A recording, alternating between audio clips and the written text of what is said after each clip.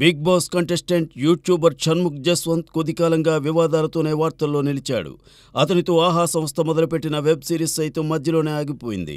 గతంలో ఉన్న పేరు నిదానంగా ఫేడ్ అవుట్ అవుతున్న సమయంలో ఈటీవీ విన్ నుండి షణ్ముఖ్ మంచి ఆఫర్ వచ్చింది.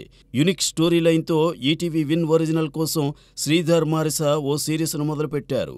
దీని ప్రారంభోత్సవానికి వివేక్ ఆత్రేయ, ప్రవీణ్ కాండ్రేగుల, బెక్కం వేణు, సుబ్బు, కె అవినాష్ వర్మ హాజరయ్యారు.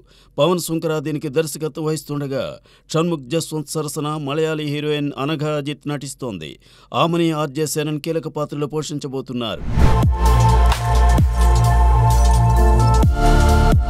దర్శకుడు సి. సుందర్, హాస్య నటుడు వడివేలు మధ్య గతంలో చక్కని అనుబంధం ఉండేది. సుందర్ దర్శకత్వంలో పలు విజయవంతమైన చిత్రాల్లో వడివేలు నటించాడు.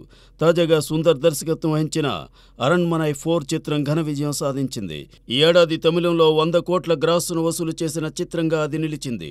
దీంతో సుందర్ తన తదుపరి చిత్రంపై డైలమాలో పడ్డారు. నిజానికి కలకల పుత్రి తీయాలని ఆయన అనుకుంటున్నారు. అదే సమయంలో డ్రీమ్ ప్రాజెక్ట్ సంఘమిత్ర మీద కూడా ఆయన మనసు పోతోంది.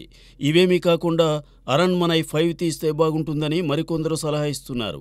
అదే జరిగితే తాను, వడివేలు ప్రధాన పాత్రధారులుగా సుందర్ ఓ కథను తయారు చేస్తారట. దీనికి సంబంధించి వడివేలుతో ప్రాథమిక చర్చలు జరిపారన్నది సమాచారం. ఒకవేళ ఈ ప్రాజెక్ట్ సెట్స్ పైకి వెళితే వీరిద్దరి కాంబోలో 14 సంవత్సరాల తరువాత సినిమా వచ్చినట్టవుతుంది.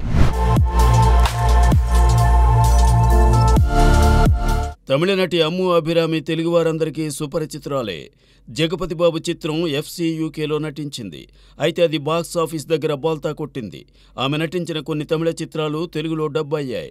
ఈ మధ్యకాలంలో కళ్యాణ్ రామ్ డెవిల్లోనూ అమ్ము అభిరామి నటించింది. అయితే 23 సంవత్సరాల అమ్ము ఇప్పుడు ప్రేమలో పడింది.